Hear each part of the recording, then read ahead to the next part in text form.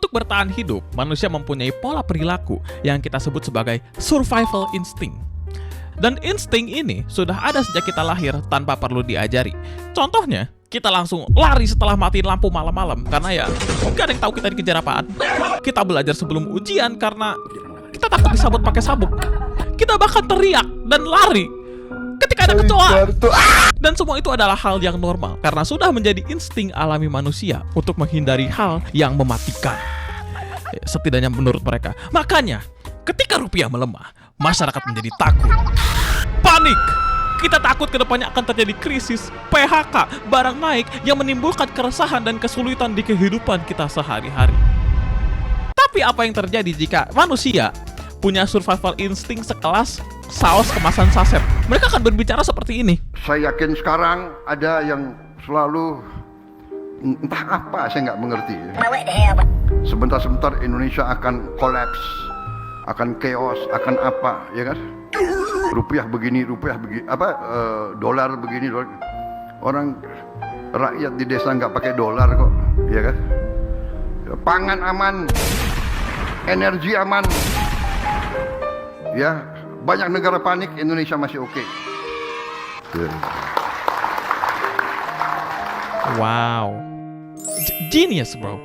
Pemikiran revolusioner. A 200 IQ speech. Tapi angka 2-nya tidur ya. Seperti yang kalian tahu, rupiah itu sekarang lagi hobi skydiving ya. Turun terus toh. Dan tanggapan Pak Prabowo mengenai ini ya, beliau seorang presiden BTW ya.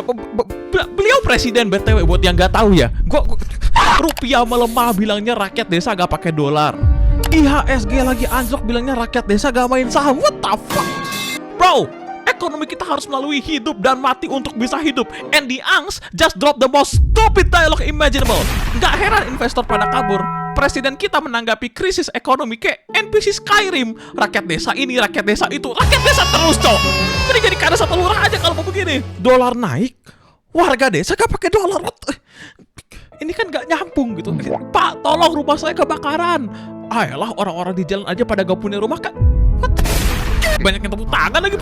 Who's clapping yo? Ya who's clapping? Kita banyak. Jangankan warga desa gak pakai dolar ya. Gua juga jarang pakai dolar. Tapi mainannya kan bukan gitu. Dengan rupiah melemah, otomatis barang-barang lain juga harganya bakal ikut naik. Kenapa? Karena kita impor kan pakai dolar nih. Kita beli BBM pakai dolar, kedelai kita beli pakai dolar dan lain-lain. Secara gak langsung, ini mengakibatkan harga barang lain seperti bahan pokok juga ikut naik. Tapi ya udah, gua gak mau ngomongin dampak ekonominya ya. Udah banyak orang yang ngejelasin dan gue yakin kalian udah pada ngerti. Gue di sini tuh lebih bingung gimana caranya beliau sampai ke kesimpulan ini. Presiden tuh mainannya di ranah gagasan, keputusan, kebijakan, bukan malah nyari alasan, nyari pembelaan. Rakyat desa gak pakai dolar. Kalau gitu mah gue juga bisa jadi presiden. Ya gampang kok, tinggal jadi denial, apa susahnya. Lihat SBY. Menanggapi rupiah melemah, beliau menekankan pentingnya menjaga stabilitas ekonomi dan kepercayaan pasar. Bahkan beliau berkata jujur daripada harus menutupi dengan kebohongan. Ekonomi Indonesia tahun ini dan tahun depan tidak mudah. Sangat baik bicara seperti itu daripada suka mengalirkan angin surga. Dan ini terakhir kalinya kita punya presiden ya, karena yang datang setelah itu adalah bencana.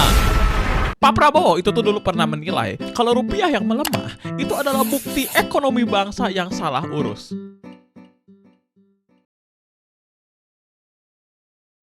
Ngomong sama diri sendiri orang ini. Apa sih?